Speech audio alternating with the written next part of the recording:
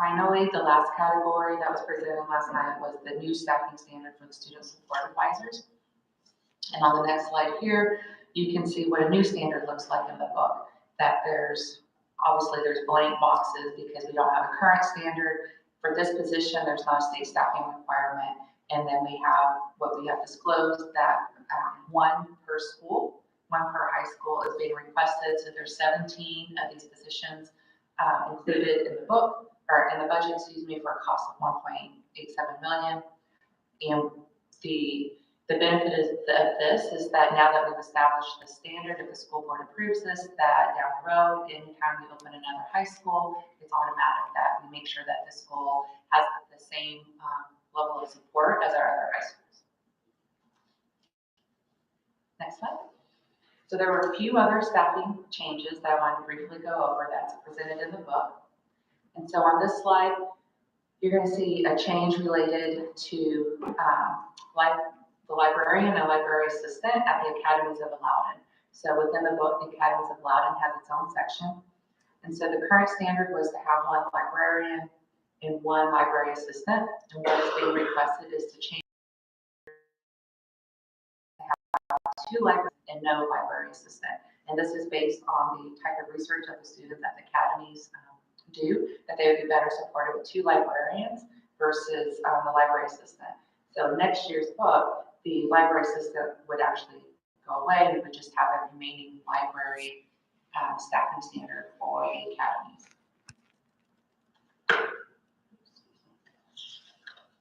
Finally, on the last section that we have related to changes to the staffing standard is in support services. They have a general classification of maintenance worker that if you then look at the footnote, and I know it's kind of small, they list the various types of positions that fall under that maintenance worker staffing standard. So rather than trying to have a dozen individual staffing standards for a painter and a plumber and an electrician, that we group them all collectively. And the current ratio is a standard of 15 per 1 million square feet. What support services has proposed is adding 2 more position types to this category, and that's going to be noted in the red font of the footnote, and then it's also in the revised column, where they look to add the project manager and senior project manager positions to this classification. When we do that, we also then adjust the calculation, so now it's 15.3 per 1 million square feet to absorb those 4 existing positions. This would continue to be staffed in full FTE 1.0 increments, and the 15.3 is just a mechanism of calculating. And again, that's just a brief, high-level review of the staffing standards. And again, the reason why we take the time to pull this out is because they are such an integral piece of the budget, and the fact that the school board does adopt the staffing standards at the same time. We always want to make sure that we pay extra attention to that. And then, as I mentioned earlier,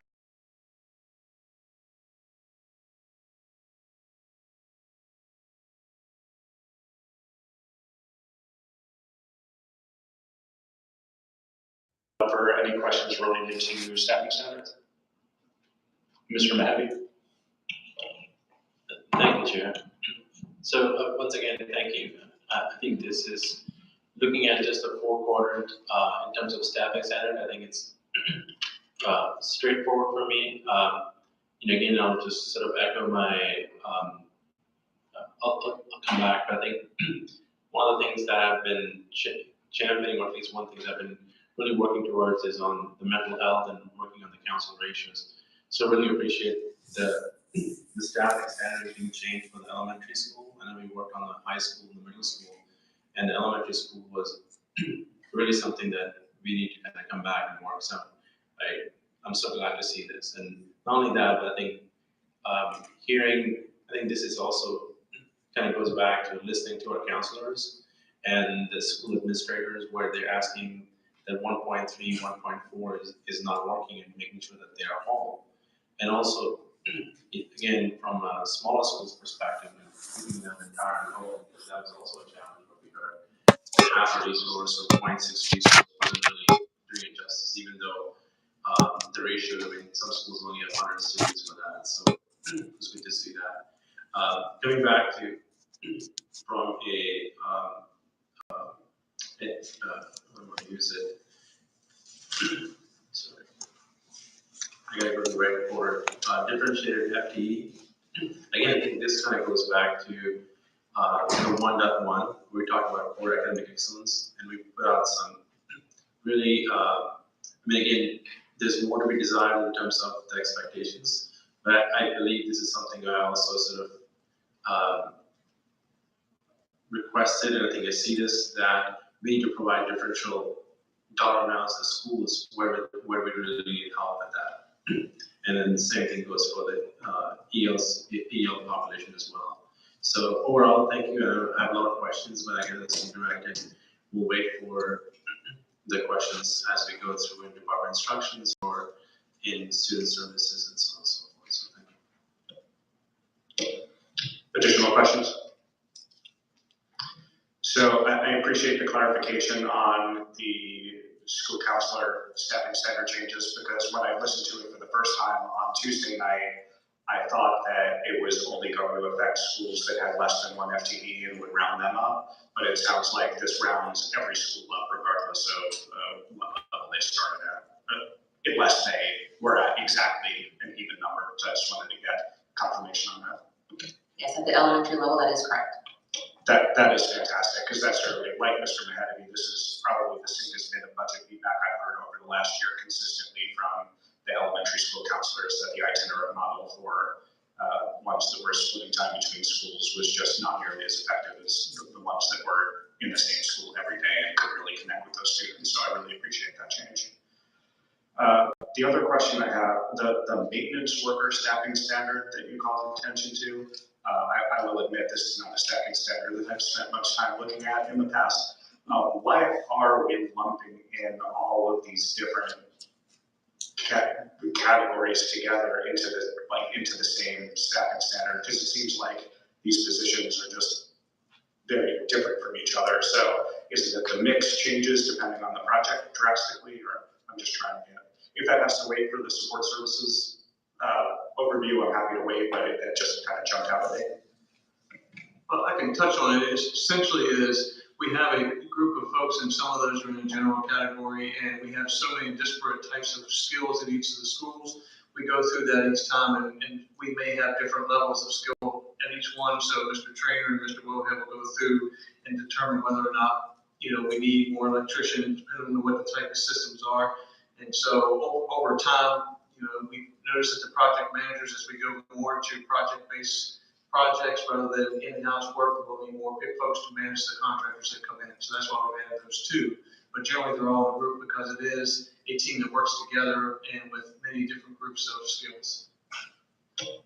If I could get some maybe some concrete examples of the way that staffing standard is applied to different projects during the support services presentation, I think that would help. Absolutely. Be able to visualize that a little better. Yes, sir. Thank you. Any additional questions?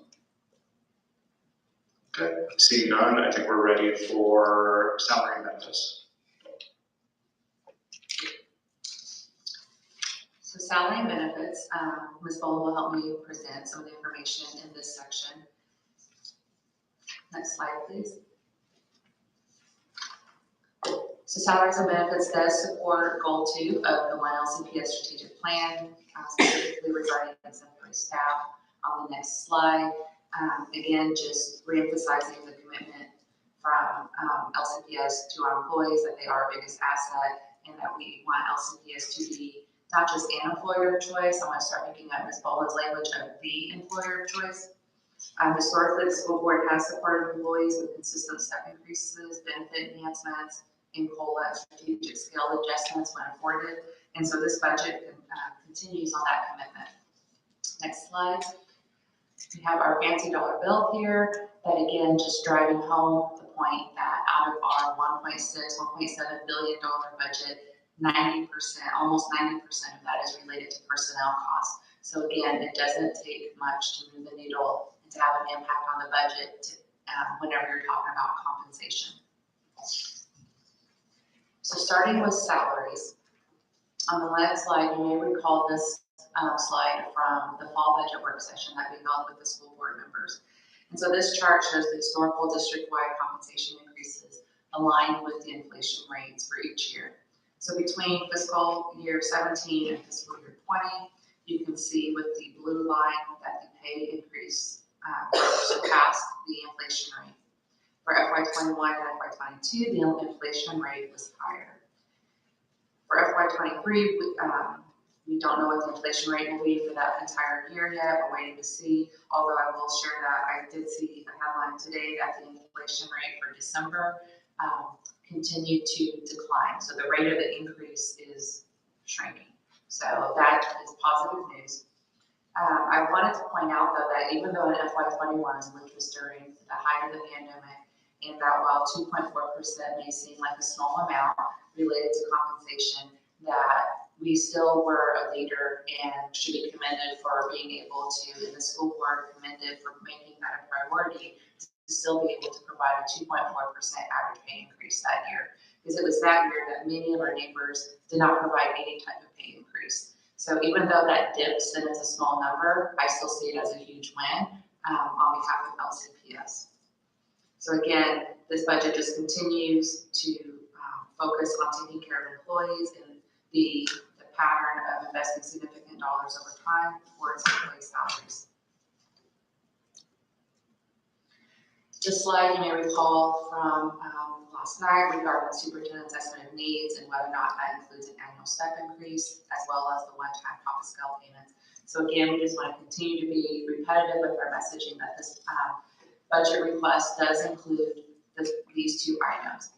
This is a perfect example of showing just that one modest annual step increase and one-time top scale payment costs $23.8 million, which is almost 25% of the entire budget increase.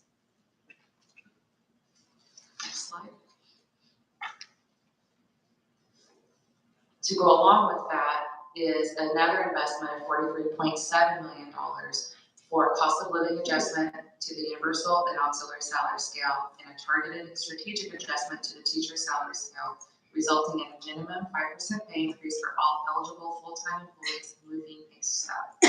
So again, last year during budget, we met the state's requirement providing a district-wide 5% average pay increase to employees. Excuse me.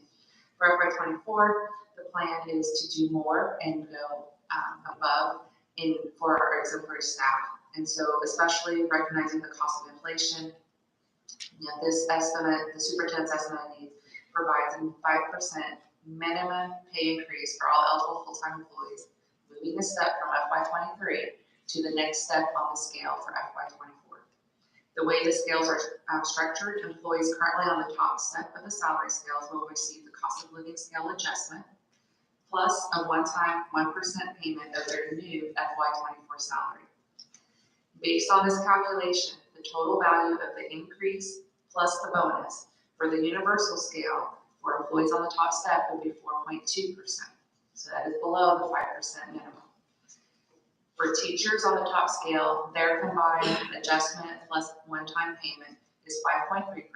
So teachers on the top step of the scale, we have no concerns with. And then the auxiliary scale is 4.9. So again, I'm talking about just the employees on the top step, which is why we have on the slide the asterisk that employees on the top step of the scale are receiving the adjustment and the bonus, or the one-time payment, I should say. I'll also share that there are currently 381 employees on the top step of the universal scale and 55 on the auxiliary scale. Staff does not support adjusting only the top step of each scale, as that will disrupt the structure and integrity of each salary scale. There is one option should the school board want to ensure employees on the top step of the universal and auxiliary scale also receive a minimum of 5%. And that is to adjust the one-time payment percentages for the universal and auxiliary to ensure top-down employees achieve a total 5% increase. Right now, the value of that one-time payment has historically been 1%. So making an adjustment for the universal scale, employees on the top step of the scale, we would adjust the one-time payment to 2%, and that would cost $1 million. And then for the auxiliary scale, that percentage, instead of 1%, it'd be 1.1%, and it would cost $75,000. So it's for a total cost of $1.1 million. These adjustments to the one-time payment percentages would be for FY24 only. And again, this is not currently in the superintendent's estimate of needs, this additional adjustment of $1.1 million, and would require school board action during budget adoption. Next slide.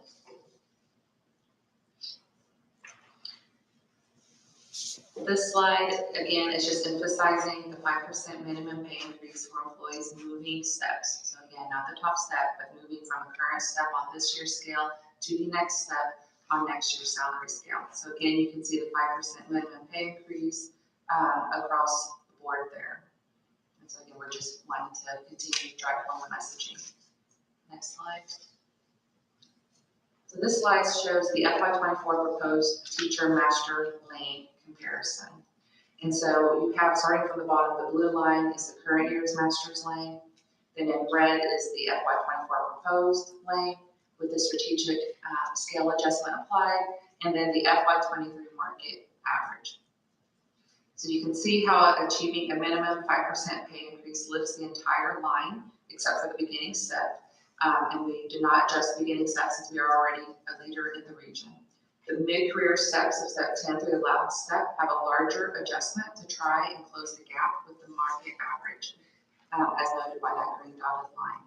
So if you look closely, it's kind of hard to tell with the scaling here, but the white space between the blue and red line is slightly larger after step 10 than it is between 1 and 10. So they are receiving a larger scale adjustment there as we try to close that gap with the market average. Next slide. The superintendent's estimate of needs also includes $5.4 million earmarked for one-time recruitment and retention bonuses as proposed in the governor's budget. We expect to receive $2.5 million from the state in revenue for their share. $5.4 million though would be the projected total cost of the program, with the difference funded by the county as required. So this does require a local funding match. And based on our LCI, or our local composite index, that amount is $2.9 million. As mentioned before, we are working on what this program will look like, and will provide further detail to the school board once the program is created. It's important to note that while state funding is based on the state share of a 1% bonus for funded SOQ positions, school divisions have the authority to adjust the bonus paid per employee to promote retention among all staff they employ and recruitment efforts, so long as the total spending does not exceed the state funding plus the additional match. So basically what the state language says is that the amount can't be more than $5.4 million. And again, we're still waiting on additional guidance from the state. There was only maybe about 2 or 3 sentences in the governor's budget related to this. It did provide a lot of flexibility, as I mentioned here. And so the HRTD team will have the task of developing what a recruitment retention bonus plan looks like for next year. And then we will also continue to watch if this remains in the budget, or if any additional information comes out from the state as it goes through their state budget process. So state compensation, these initiatives do require local matching funds. So again, that 5% pay increase is a state initiative, as well as the bonuses. So there's 2 pie charts on here. So the first one is the pie chart related to step increases and scale adjustments. And so there we have $67.5 million combined in the budget to support the step increases and scale adjustments for that 5% minimum pay increase. The state will fund 43.1% of that, leaving the balance, or 56.9%, to be funded locally. This again is a requirement. Because LCPS, along with most other school divisions, we staff richer than the minimum state requirement. That's why the cost is more to provide pay increases. On the right pie chart, you have the $5.4 million for the recruitment retention bonuses. So the state funding there is 45.5%. The local funding is 54.5%, which again is our local composite index, or local contribution index, which is the amount that the state determines that local revenues must cover. So really wanted to highlight this, because this really shows that while these are state-driven initiatives, they do require local funding, and the local funding has to cover more than half for both of these initiatives. When you add these combined, the 67.5 and 5.4, those items related to compensation represent about 2/3 of the total budget increase. I also want to highlight that you see on the slide, 41.3 million of local funds is needed to support these two items. That $41.3 million requested from the county represents over half of the county transfer request increase. So again, over half of the additional county funds that we are asking for is to support the local match requirement for compensation.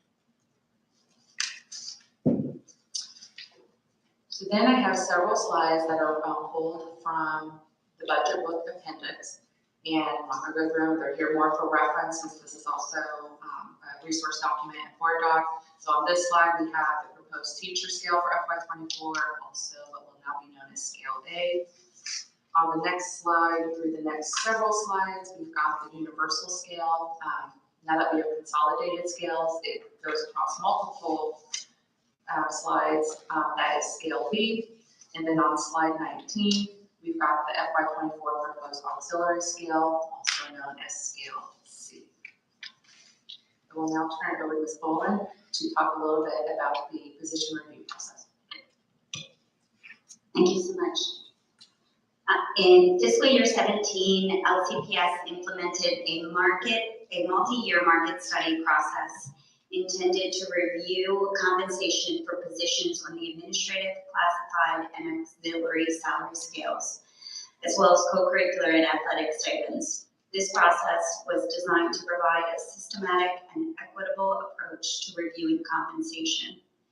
In fiscal year 22, the budget included funding for the restructure of the classified salary scale and implementation of a universal salary scale.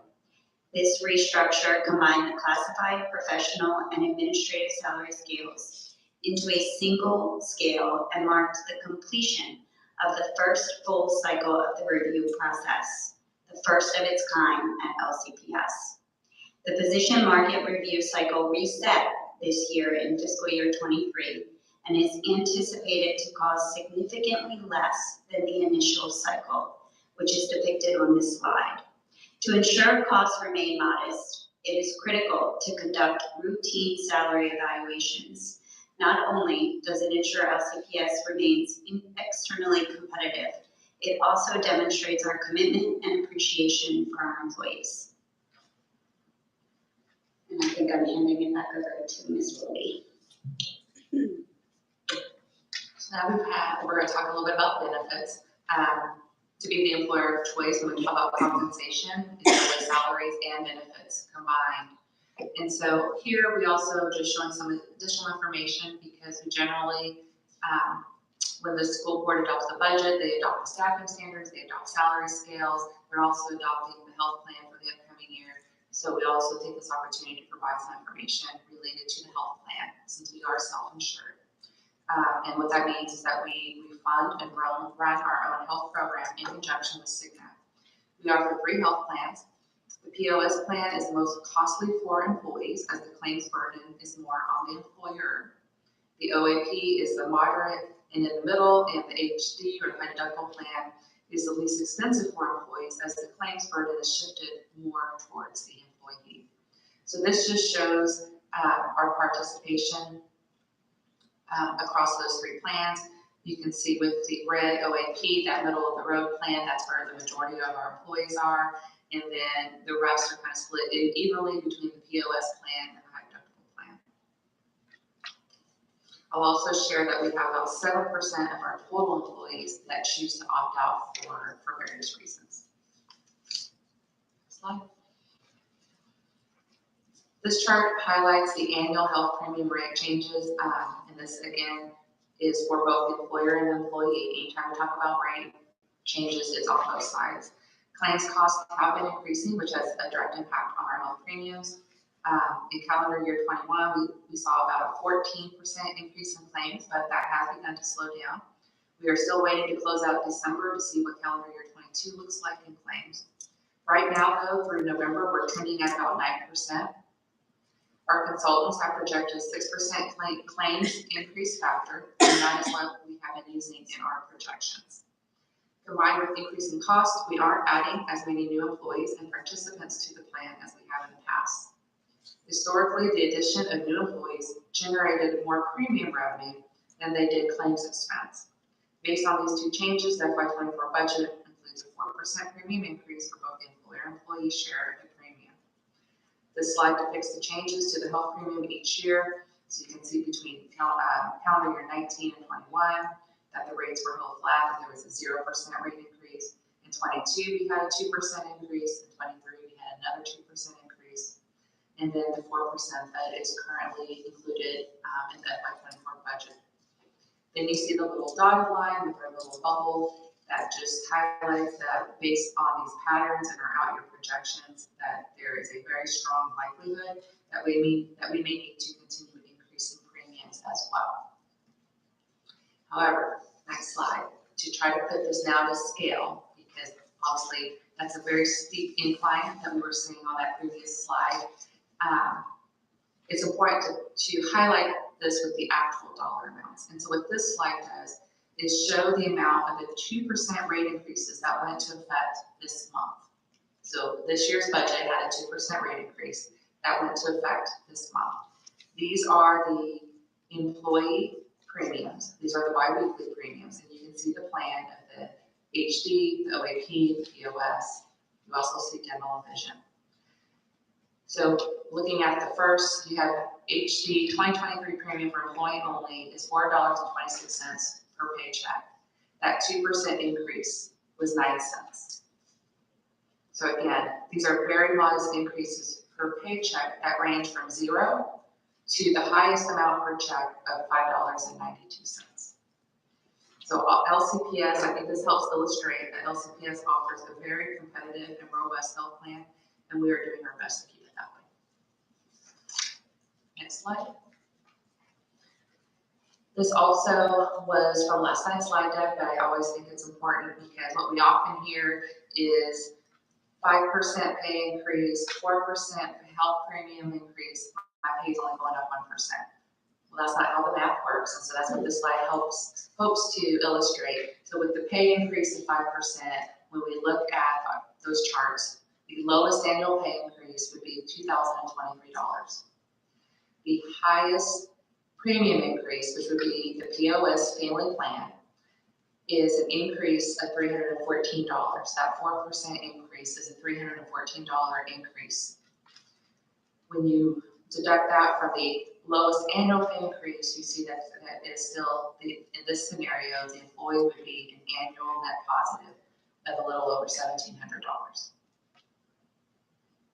Just want to highlight, this is also analysis that we do every year that we are looking at the health plan and the premiums, because we always want to make sure that we aren't negatively impacting an employee's paycheck. And I will now turn it back over to Ms. Bowman to close it out. Thank you.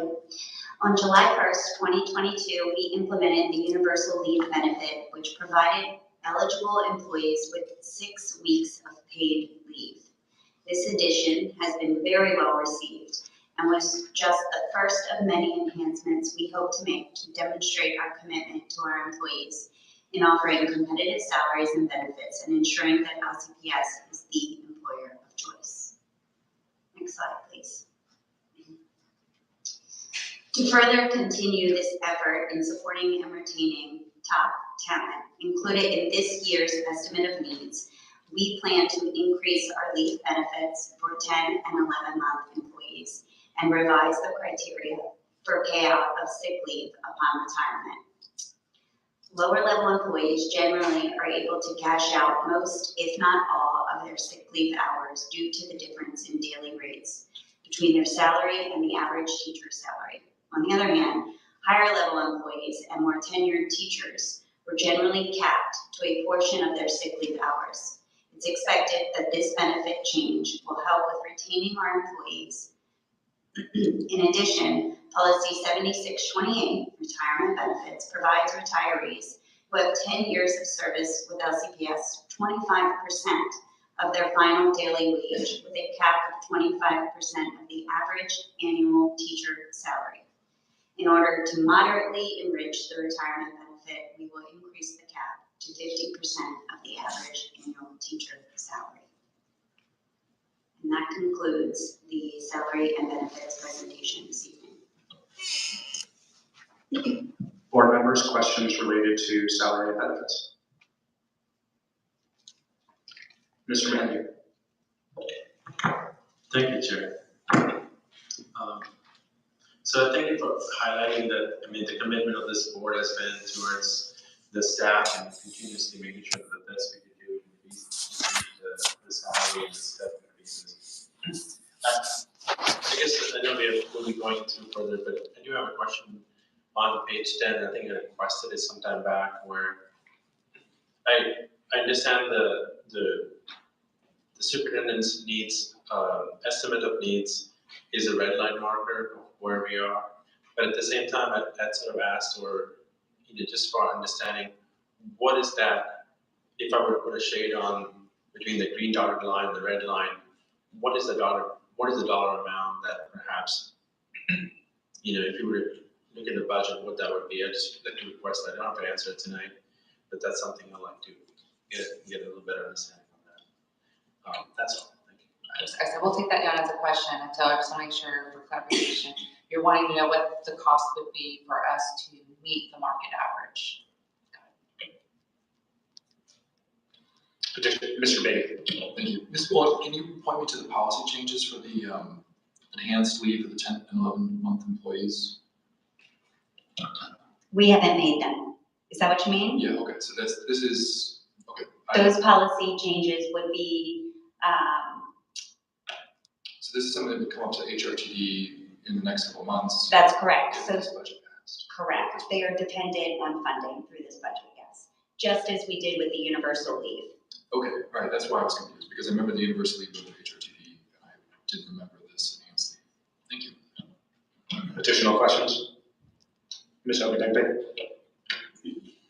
Related, on this last slide, related to the changes that you described for the change in sick leave payout criteria, can you just outline for us what the current criteria is and the difference that you had alluded to, but I didn't hear specifics, and then also clarify when you talked about an employee who has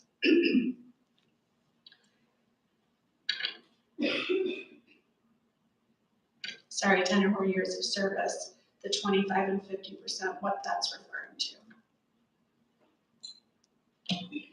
So the criteria is in fact in regards to an employee with 10 years of experience. And I'm going to do my best, but I'm going to ask Ms. Willoughby to chime in if I start to go astray. My understanding is that currently an employee that has with 10 years of experience can cash out a percentage of their sick leave at 25%, up to 25% of the lowest level or first step within a teacher's salary. This enhancement would increase that 25% to 50%. And my understanding is that would increase it to a maximum of $38,000. Okay. Thank you. Mr. Mahdi. Thank you, Chair. Ms. Bull, again, we are working towards making the employer, when we talk about exemplary staff and this being the choice of employment, do we conduct surveys of incoming new staff after 1 year or 2 years to see what they experience, what the expectations is this? So if I'm a new teacher coming in from university and I want to come here, we talk about all things, and we do provide good compensation as is shown in the first 5 years. I think we lead the market, and I do believe that we provide good benefits package. I know the cost is going up, etc. But I guess the simple question is, do we conduct a survey after first year, 2 years of your staff as they're coming through with what their feedback or what their experience has been so far? We do not currently conduct surveys of that nature in masses. What I started last year to see if that would provide any type of significance was almost sitting down with my HRTD team that had just started a year prior to try to gauge how their application period went, how did their onboarding session go, how did we integrate them, how did we do on the integration and the onboarding once they were actually here, to get a sense of where we may need to work on some of those processes from a customer perspective. I think it's a great idea to implement. I think it just will take some work to make sure that we actually get the information we're looking to receive. Ms. Politico. Okay, let's see. So the recruitment and retention bonuses that are coming from the state, it noted that it requires a local funding match. So is that subject to the same calculation of how much is required? Is it 50-50, or how much does the local transfer, how much is the local transfer anticipated to be as opposed to the state contribution? So our local contribution index is 54.5% in layman's terms. And so the state is going to give us 2.5. And so for the 54.5 match, the county would need to give us 2.9. And so combined is where we come up with the 5.4 available to set up this program. Okay, thank you. And then I believe that the moving to a tiered stipend system is not in the superintendent's estimate of needs, but I wanted to get confirmation on that. Is that work still ongoing, or? So it is absolutely ongoing. The decision was made based on budget information and the cost not to include it in this year's estimate of needs. Thank you. Any additional questions related to salary or benefits? Okay, seeing none, I think we are ready to move to Department of Business and Financial Services. So I'm happy to present the Business and Financial Services budget along with these other 4 presentations I'm doing tonight. Next slide. So starting with the mission of our department, we take pride in providing support, leadership, and direction on financial matters to schools, central departments, as well as the school board. We work hard to ensure that financial matters are managed in a fiscally responsible manner, consistent with the school board budget and goals. Next slide. So this slide shows a high-level org chart of Business Financial Services departments, and you're going to see 3 core teams. We have 2 areas that work primarily as support to the division and 1 operational area. So the 2 support areas are going to be the first branch of budget financial analytics, and then in the middle we have our traditional financial services of accounting, payroll, procurement, and finance. Together they budget the money, they spend the money, they account for the money, and they report on how we spent the money. Right now, you're experiencing the budget process, and I can't thank the budget team, along with all of our budget buddies in the departments, for pulling the budget together every year. There is a tremendous amount of work that occurs behind the scenes to bring us to these meetings in January. There are countless meetings, negotiations, even some sweat and tears perhaps, but we are always ready to have a meaningful discussion on upcoming budget needs and to support the school board in adopting their annual budget. Financial services is the well-oiled machine that we often take for granted.